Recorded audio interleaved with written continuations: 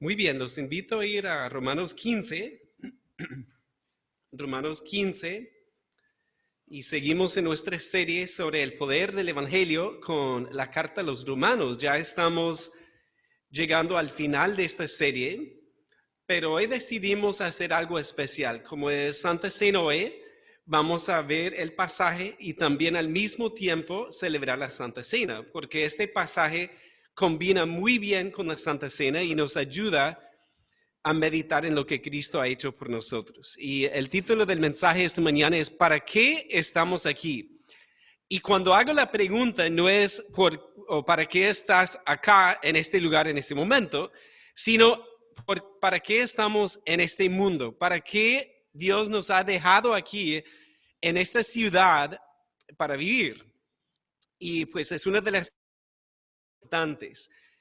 Y pienso especialmente en los jóvenes, que si no tienen una respuesta a esa pregunta, ¿qué va a pasar con tu vida? Es algo importante pensar. Y yo recuerdo que un tiempo muy bueno de mi vida fue en la universidad, porque en la universidad cada semestre sabía exactamente lo que iba a hacer, porque te dan las materias, el horario, y lo que tienes que hacer es llegar para la clase y hacer las tareas. Y eso es casi todo, porque eso toma muchísimo tiempo. Entonces, eso me ayudó mucho a saber para qué estaba en ese entonces. Pero también recuerdo cuando me gradué, ya entré en una etapa en donde a veces me preguntaba, bueno, ¿para qué estoy aquí otra vez? Porque ya no tenía algo en papel tan claro. Pero lo que vemos en la palabra es que Dios nos orienta, nos dice, ¿para qué estamos en este mundo? Y si captamos bien la respuesta del Señor, eso nos va a ayudar muchísimo en nuestra vida a no mal usar nuestra vida, a no, como los israelitas, a no deambular por el desierto. Recuerden que ellos por 40 años estuvieron deambulando, buscando, bueno, ¿a dónde vamos? Y hay personas también hoy día que están en lo mismo. Y muy triste es llegar a los 40 o 50 años y decir, bueno, ¿para qué estoy acá en este mundo? Y Pablo nos orienta también a algo muy importante. Miren conmigo Romanos 1, guarden el dedo ahí en Romanos 15. Ustedes recuerdan que en Romanos 1 y 2 Pablo habló del pecado y habló del problema que tenemos tan grande. Y en el versículo 21 vemos el problema y vamos a ver la solución a este mismo problema en el pasaje de hoy. Pero el 21 dice, pues habiendo conocido a Dios, no le glorificaron como a Dios, ni le dieron gracias, sino que se envanecieron en sus razonamientos y su necio corazón fue entenebrecido. Vemos ahí el problema de la humanidad, del hombre, de nosotros. Y es el problema de no glorificarlo en nuestra vida y no darle gracias en nuestra vida.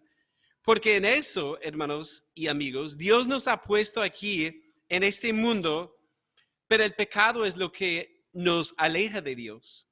Y vemos eso en toda la Biblia, que ese es el problema. Pero ¿cuál es la solución? Y vamos a ver eso hoy. Entonces miremos Romanos 15 y vamos a orar antes de entrar al texto de hoy. Padre, queremos pedirte que tú nos ayudes en estos momentos para poder concentrarnos en lo que tu Hijo ha hecho por nosotros. Padre, yo reconozco que tú tienes que obrar a través de tu palabra. Sabemos que es solamente por tu Espíritu Santo que podemos entender este mensaje. Y es por eso que te pedimos, Padre, que tú nos ayudes, que tú te glorifiques en la vida de cada uno y que podamos realmente ver la respuesta tuya, Padre, las respuestas que tú tienes aquí. Oramos por aquellos que están escuchando hoy, que no tienen muy claro, Padre, la respuesta a esta pregunta, ¿para qué están aquí? Oramos que puedan ver, Padre, cómo orientar sus vidas alrededor de tu palabra y de tu Hijo Jesús. Y oramos también que nos permitas tener un tiempo en la Santa Cena hermoso, Padre, de reflexionar en lo que tú has hecho. Te lo pedimos en el nombre de Jesús. Amén. Muy bien, aquí en el capítulo 15, vemos que Pablo va terminando su argumento.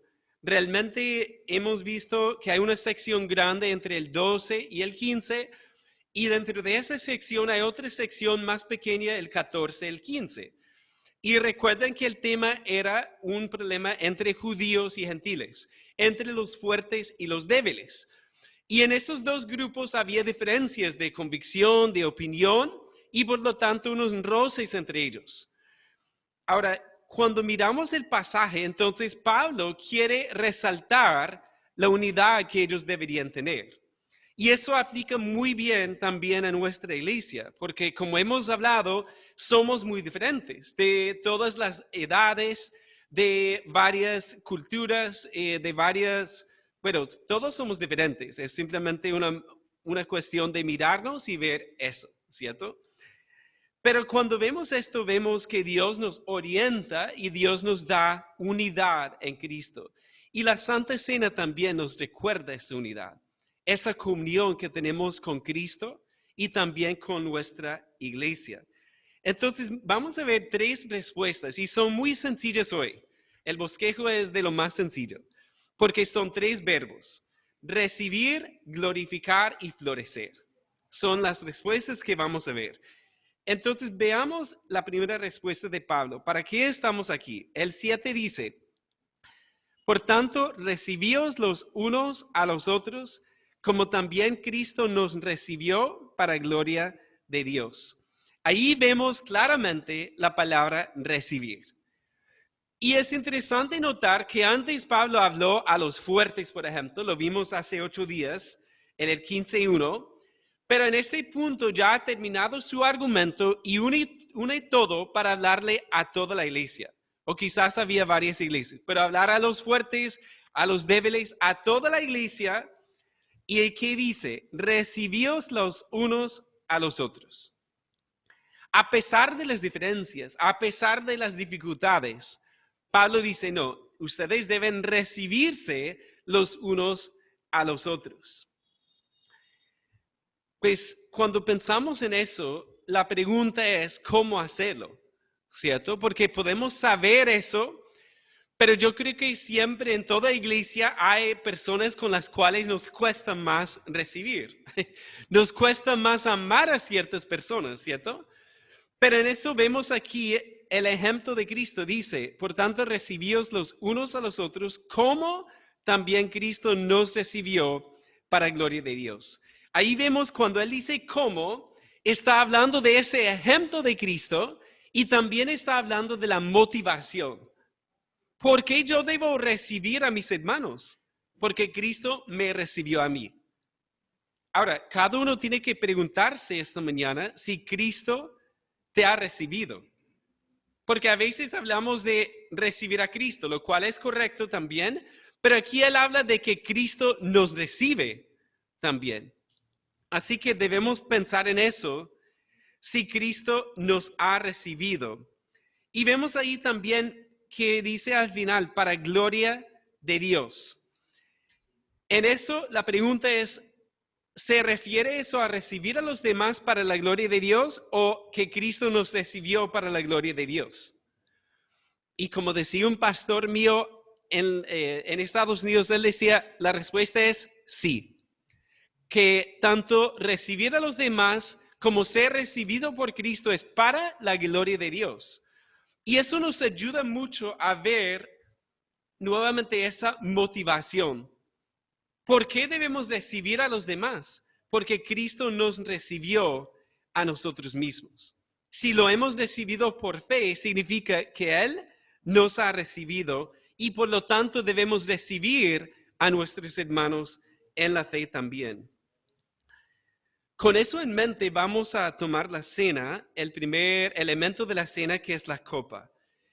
Entonces, los hermanos o el hermano que va a repartir, por favor, si pueden ir repartiendo la copa. Y recordemos que el pan, perdón. Recordemos para quién es la Santa Cena. Pues la cena es para todo aquel que ha creído en Cristo, que tiene una relación con Cristo, y también pedimos que los que han sido bautizados, se han bautizado por inmersión, porque el bautismo es el primer paso de fe que nos da a los demás a conocer que hemos recibido a Cristo.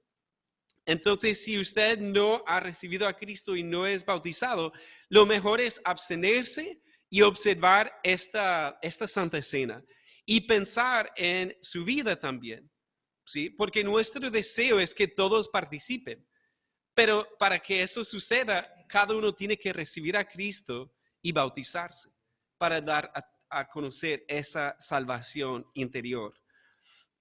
Cuando pensamos en esto, entonces, vamos a ir a 1 Corintios 11,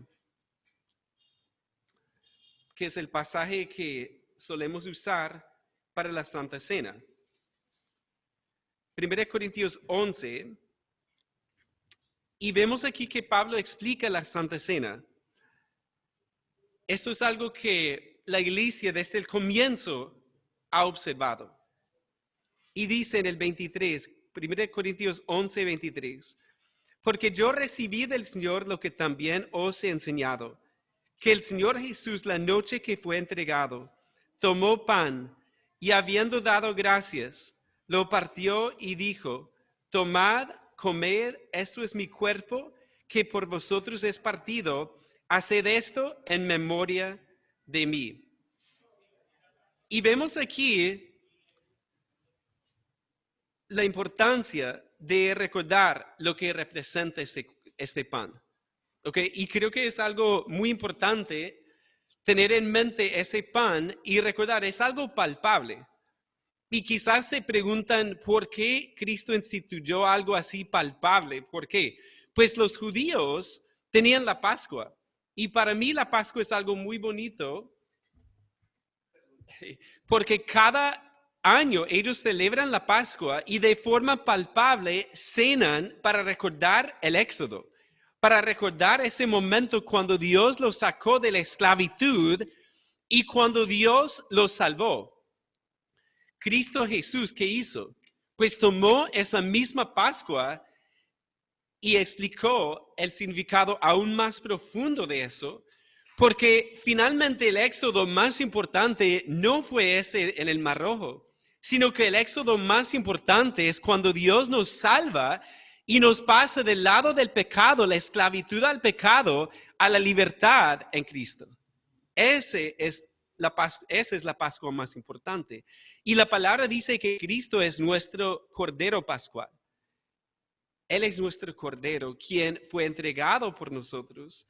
Entonces, por eso tenemos este pan, este trozo de pan en la mano, para recordar que su salvación no es solamente algo imaginario, sino que Él fue a esa cruz y esa cruz era de madera y Él era un hombre que derramó su sangre en su cuerpo por nuestros pecados. Y hermanos, eso cuando yo estaba en Israel, eso pues Dios me ayudó a ver eso un poco más, que a veces pensamos en eso como algo tan lejano, pero cuando uno piensa en esto es algo palpable. Y los primeros discípulos, al tomar la primera Santa Cena, ¿en qué pensaban ellos? En ver a su Señor en esa cruz y pensar en todos sus pecados y pensar que Él murió en esa cruz por sus pecados. Así que dice ahí que este pan representa su cuerpo que fue dado por nosotros. Miren el capítulo 10 de 1 Corintios, porque hay otro elemento que debemos tener en mente. 1 Corintios 10, 16. La copa de bendición que bendecimos no es la comunión de la sangre de Cristo. El pan que partimos no es la comunión del cuerpo de Cristo. Es decir, cuando tomamos este trozo de pan, ¿qué pasa? Hay una comunión espiritual con Cristo porque Él está con su iglesia por fe. Él está entre nosotros y tomamos este pan y tenemos una comunión con Él. Pero también hay una comunión los unos con los otros. Miren el 17. Siendo uno solo el pan, nosotros con ser muchos somos un cuerpo, pues todos participamos de aquel mismo pan. Notemos que este pan es uno solo, o sea, los trozos vienen del mismo pan que representa la unidad del cuerpo de Cristo, representa la unidad de nuestra iglesia. Entonces, cuando compartimos este pan, tenemos comunión con Cristo, pero también con nuestra iglesia. Y esto es algo hermoso, que nuevamente Dios tiene que obrar espiritualmente para que entendamos eso. Porque el mundo no entiende qué significa tener una comunión espiritual con Cristo o con su iglesia. Pero si tú has conocido a Cristo, entiendes lo que significa. Y cuando pensamos en recibirlos los unos a los otros, la Santa Cena es un buen momento para recordar esa comunión. También es un buen momento para reconciliarse con sus hermanos. Si hay alguna dificultad con otro hermano, con otra hermana, es un buen momento para confesar ese pecado y buscar la reconciliación de su hermano, ¿cierto? Entonces vamos a tomar un momento para reflexionar en lo que significa este pan y lo que Cristo ha hecho por nosotros.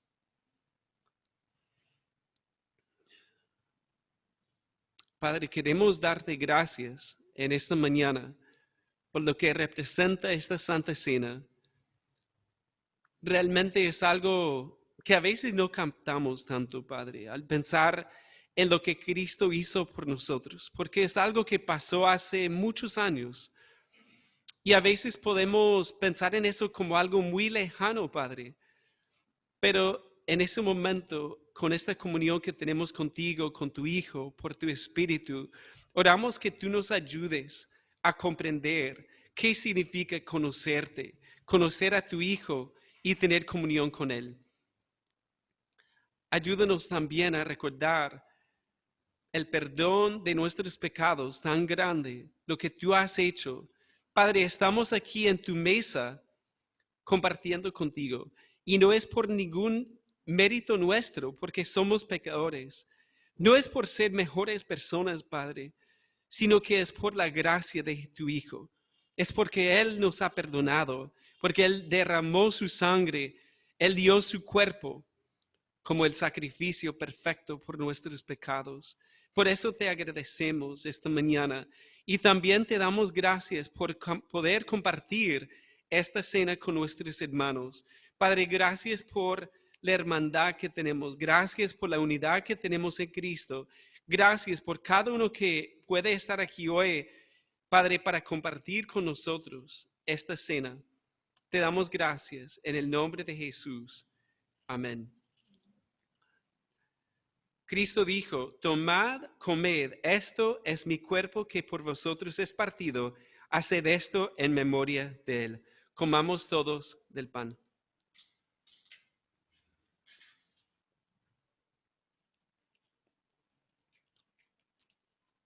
Muy bien, regresemos a nuestro pasaje, Romanos 15. Mantengamos la cena en mente siempre, ¿cierto? Lo que estamos haciendo. Cuando pensamos en esto de recibir, entonces, es un buen momento para pensar en eso, la cena. Es un buen momento para pensar cómo estoy con mis hermanos. Si necesito confesar un pecado, es un buen momento para hacerlo, como ya mencioné. Miremos ahora el versículo 8 al versículo 12. Y vemos aquí la segunda respuesta. Pues os digo que Cristo Jesús vino a ser siervo de la circuncisión para mostrar la verdad de Dios, para confirmar las promesas hechas a los padres, y para que los gentiles glorifiquen a Dios por su misericordia, como está escrito. Por tanto, yo te confesaré entre los gentiles y cantaré a tu nombre. Y otra vez dice, alegraos gentiles con su pueblo. Y otra vez, alabad al Señor todos los gentiles y magnificadle todos los pueblos. Y otra vez dice Isaías, estará la raíz de Isaí y el que se levantará a regir los gentiles esperarán en él. Vemos aquí la segunda respuesta. ¿Cuál fue la primera? Recibir, ¿ok? Recibir. La segunda es glorificar. Y vemos aquí especialmente el 9, y para que los gentiles glorifiquen a Dios. lo dice claramente. Pero algo muy bonito de este pasaje es la cantidad de verbos que usa Pablo. Porque él habla aquí de glorificar, él habla en el 9 de confesar, de cantar, de alegrarse en el 10. En el 11 habla de alabar y magnificar.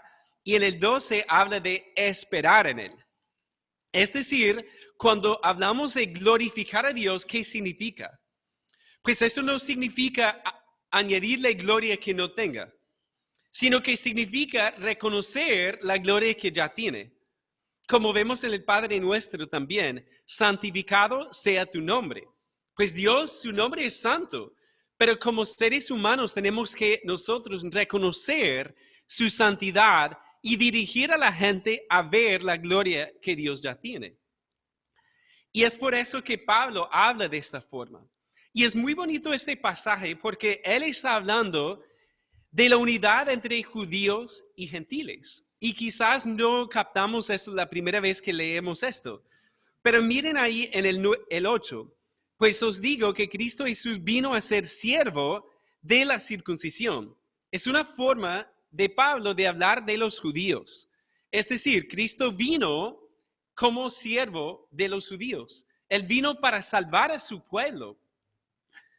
Pero ahí también, entonces, bueno, dice para confirmar las promesas hechas a los padres y para que los gentiles glorifiquen a Dios por su misericordia, como está escrito, por tanto yo te confesaré entre los gentiles y cantaré a tu nombre. Ahí es una cita de David en el Salmo 18, en 2 Samuel 22, en donde David como israelita dice y profetiza que él va a estar alabando entre los gentiles a Dios. Es decir, vemos ahí la unidad entre los judíos y los gentiles. Vemos también esa unidad en el 10, miren el 10, y otra vez dice, alegraos gentiles con su pueblo. ¿Y quiénes son su pueblo? Pues los israelitas. En ese contexto, ahí de Deuteronomio 32, eran los judíos o los israelitas en ese entonces. Y vemos aquí una profecía también de una unidad entre gentiles y los israelitas. Miren el 11. Y otra vez, alabad al Señor todos los gentiles y magnificadle todos los pueblos. Eso incluye también a los judíos. El 12 dice, y otra vez dice Isaías, estará la raíz de Isaías y el que se levantará a regir los gentiles esperarán en él. ¿De quién está hablando el versículo 12?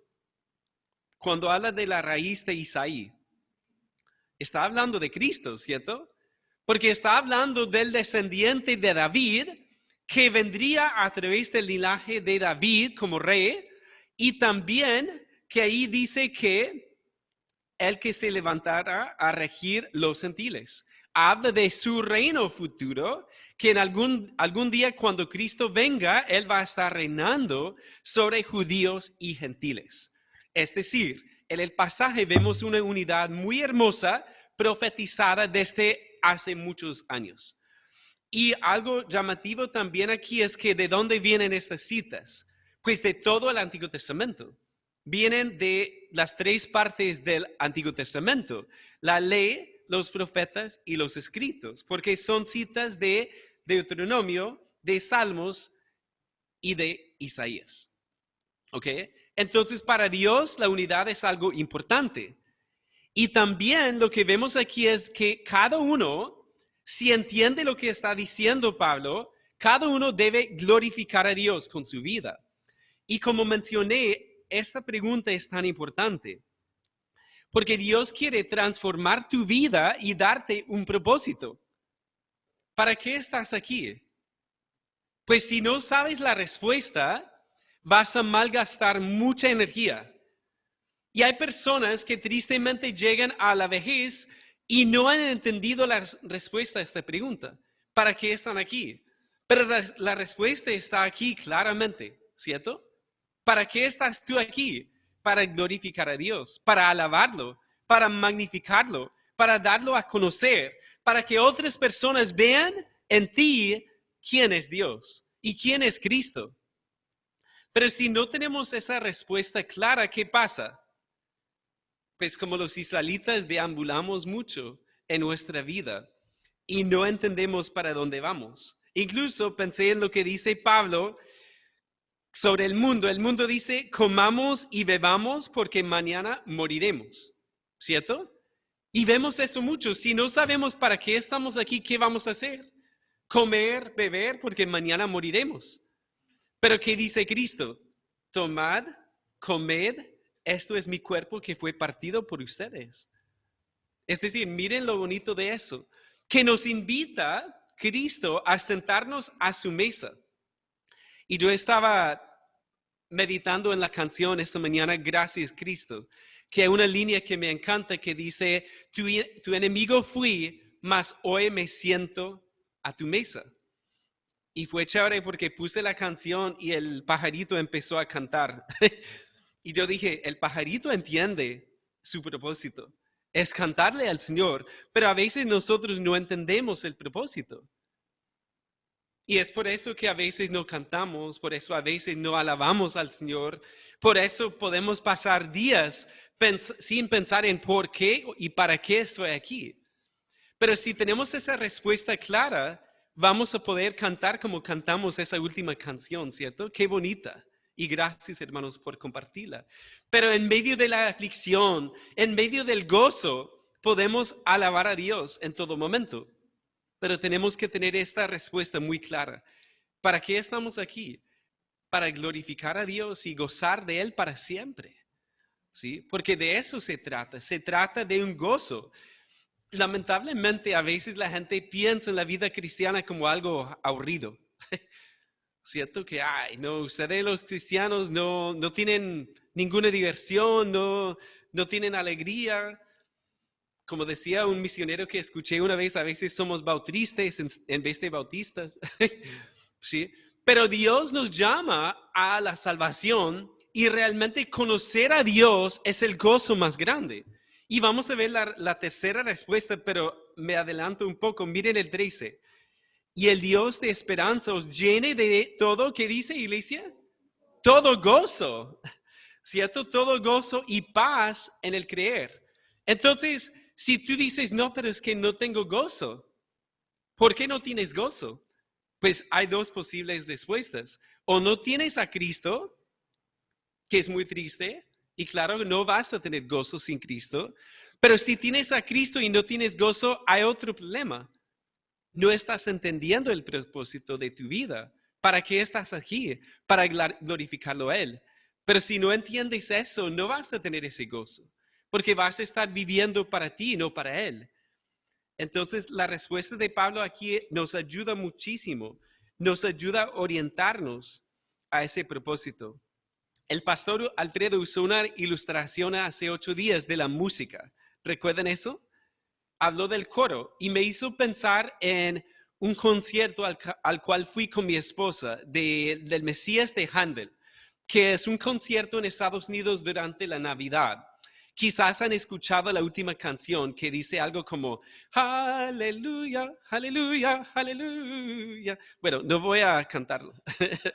Pero en esa canción ¿qué es? Es simplemente la última canción de toda una obra impresionante de Handel.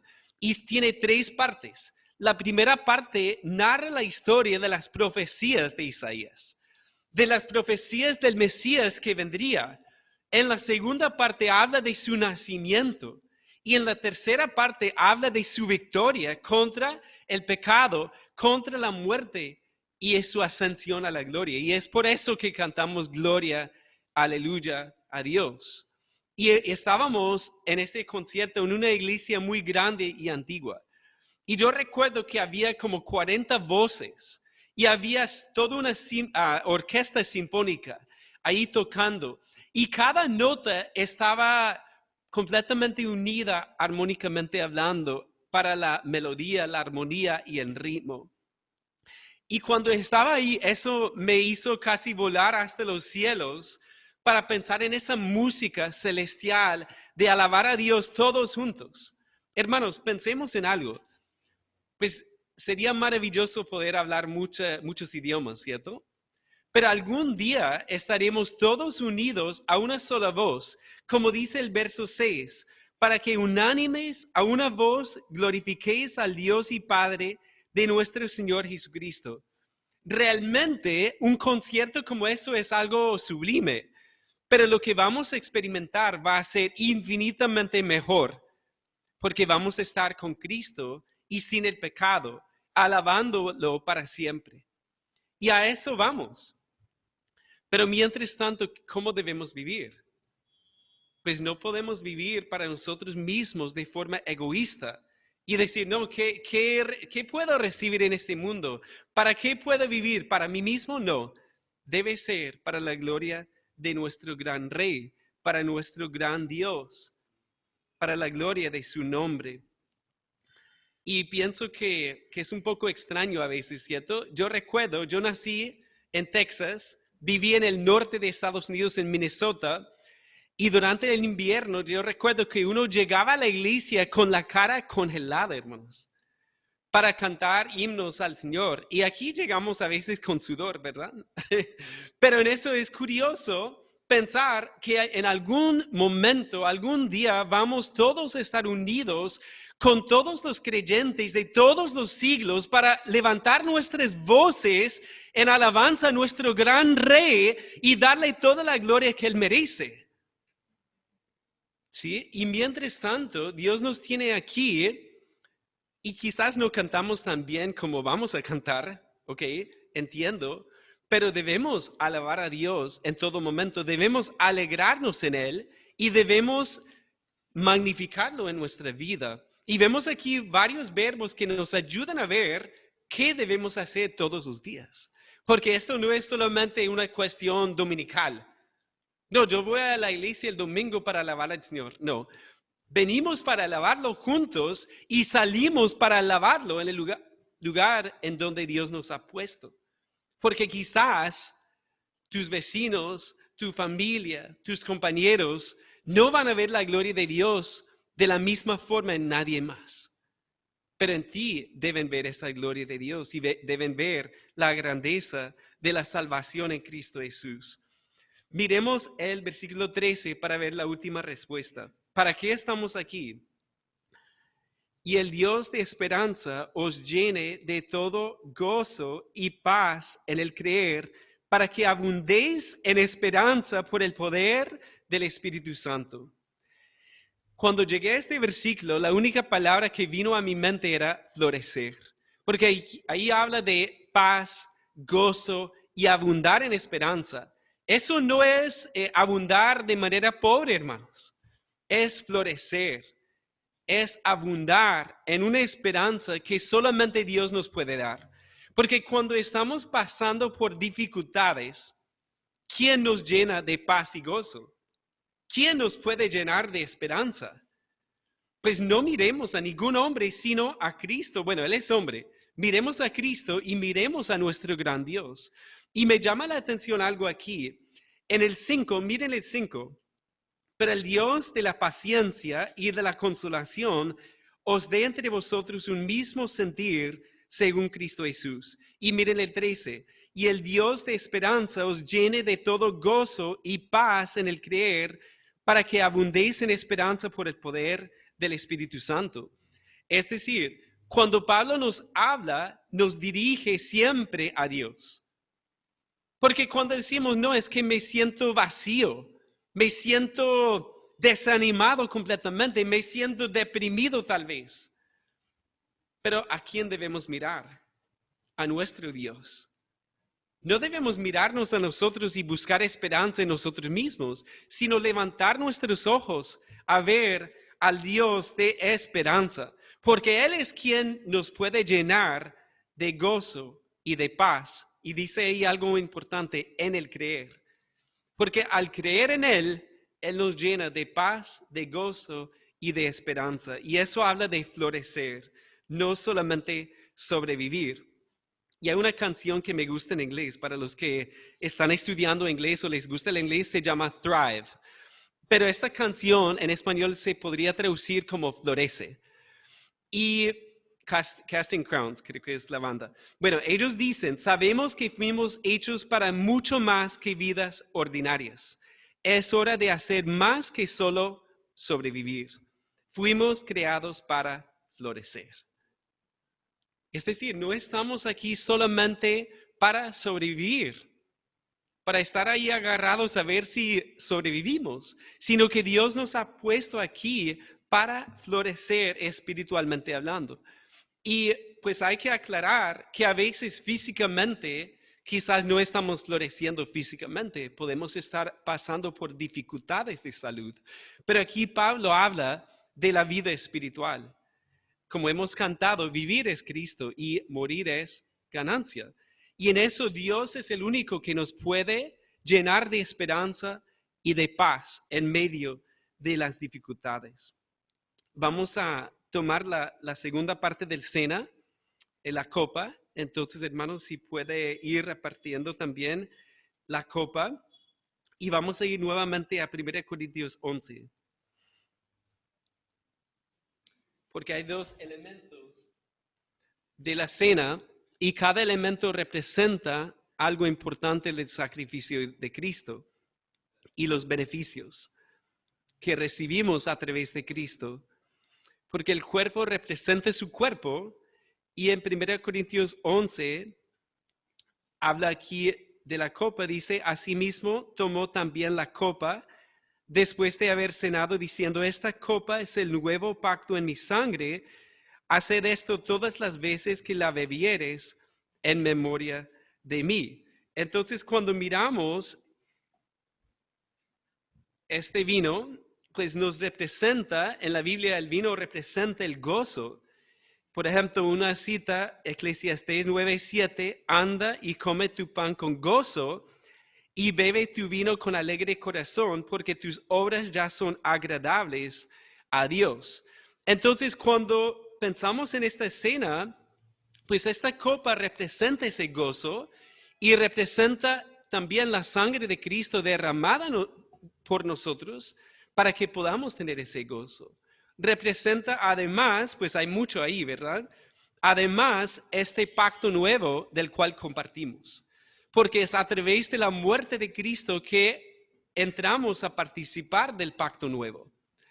Y en ese pacto nuevo que tenemos, pues la palabra habla del perdón de nuestros pecados y habla también de la presencia del Espíritu Santo en nuestra vida. Entonces es un pacto hermoso porque es el pacto final que Dios tiene. Y a través de ese pacto entramos en comunión con Cristo, con nuestros pecados perdonados y con la presencia del Espíritu Santo en nuestro corazón. Y es por eso que podemos gozarnos realmente de manera espiritual, como dice el versículo que leímos, por el Espíritu Santo. Eso todo es por el Espíritu Santo y lo que Cristo ha hecho. Entonces vamos a tomar un momento para darle gracias a Dios, cada uno en su silla, por el sacrificio de Cristo, por su sangre derramada y por ese nuevo pacto del cual compartimos y ese gozo que recibimos al conocerlo. Jesús, queremos darte gracias esta mañana por lo que tú hiciste. Cuando tú estabas con tus discípulos, estabas explicándoles lo que ibas a hacer. Y Padre, a través de esta santa cena, a través de esta copa, vemos lo que tú hiciste. Vemos tu muerte, vemos el derramamiento de tu sangre, el cual nos permite entrar a la presencia de tu Padre. Nos permite tener comunión contigo y con nuestra iglesia. Y nos llena de gozo al reconocer que no es por ningún mérito nuestro, es solamente por lo que tú hiciste al pagar por nuestros pecados y al resucitar.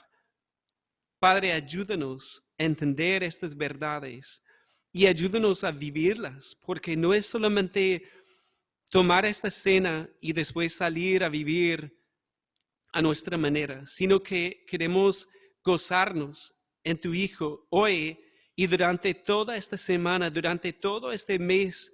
Padre, ayúdanos a reflexionar en el gran regalo de la salvación, el perdón de nuestros pecados y la presencia de tu Espíritu Santo.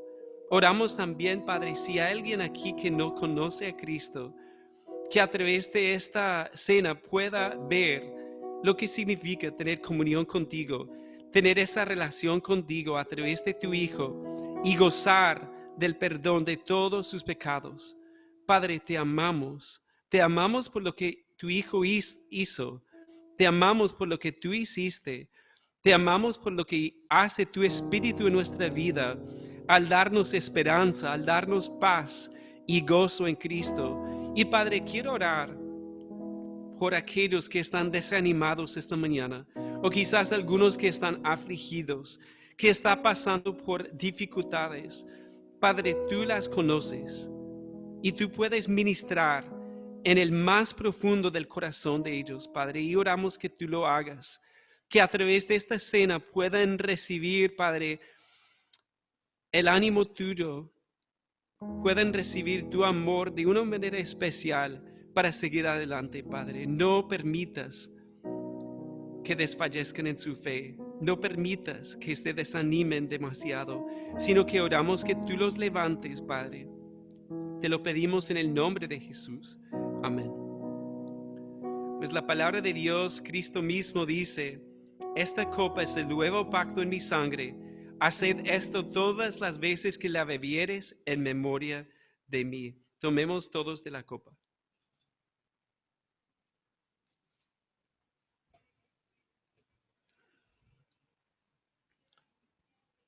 El versículo 26 dice, así pues, todas las veces que comieres este pan y bebieres esta copa, la muerte del Señor anunciáis hasta que Él venga. Y me encantó lo que dijo el pastor Alfredo hace 8 días, de que debemos nosotros siempre estar pensando cada mañana, levantarnos, que Cristo puede venir hoy. ¿Cuántos lo pensamos hoy? ¿Sí? Creo que eso nos ha ayudado, ¿cierto? Todos los días tenemos que recordar esa esperanza. Tenemos que recordar eso. Y la cena, la misma cena, nos recuerda, porque algún día vamos a estar tomando la cena con Cristo mismo. Y qué gran día será ese. Mientras tanto, debemos ser llenados de esperanza al pensar en ese gran día. Regresemos a nuestro texto de esta mañana, Romanos 15, para leer una vez más el 13 para terminar. Y el Dios de esperanza os llene de todo gozo y paz en el creer, para que abundéis en esperanza por el poder del Espíritu Santo. Como mencioné, hermanos, esto es algo espiritual. Es algo que solamente Dios mismo puede hacer en nuestro corazón. Pero ahí hay las palabras claves que mencioné, y como dice Pablo, es en el creer. Porque nosotros creemos en Él, creemos su palabra, creemos que Él es el Dios que nos puede llenar de esperanza, y Él lo hace. Él nunca falla, Él nunca falla. Si lo buscamos, Él nos va a llenar de esperanza y paz en el creer, para que nosotros florezcamos realmente espiritualmente. Que no estemos solamente sobreviviendo, sino que vivamos una vida que le dé gloria a Dios en todo aspecto de nuestra vida. Entonces, si pensamos en esta pregunta, ¿para qué estamos aquí? Si entendemos la respuesta de Dios, estamos aquí para recibir a nuestros hermanos. Estamos aquí para glorificar a Dios y estamos aquí para florecer en nuestra vida espiritual. Que esta cena nos recuerde a lo largo de esta semana para qué estamos aquí. Amén. Muy bien, vamos a orar para cerrar este tiempo. Padre, queremos darte gracias por tu Hijo. Gracias por esta cena que nos recuerda de manera palpable lo que Él hizo por nosotros. Y Padre, honestamente, muchas veces no captamos todo lo que Él hizo por nosotros. Pero aquí vemos que es por medio de tu Espíritu que podemos realmente recibir estas verdades y establecer nuestra vida sobre ellas. Oramos que tú nos permitas hacer eso. Y nuevamente, Padre, oramos por aquellos que no han recibido a Cristo, que no tienen esta esperanza de la cual hemos leído.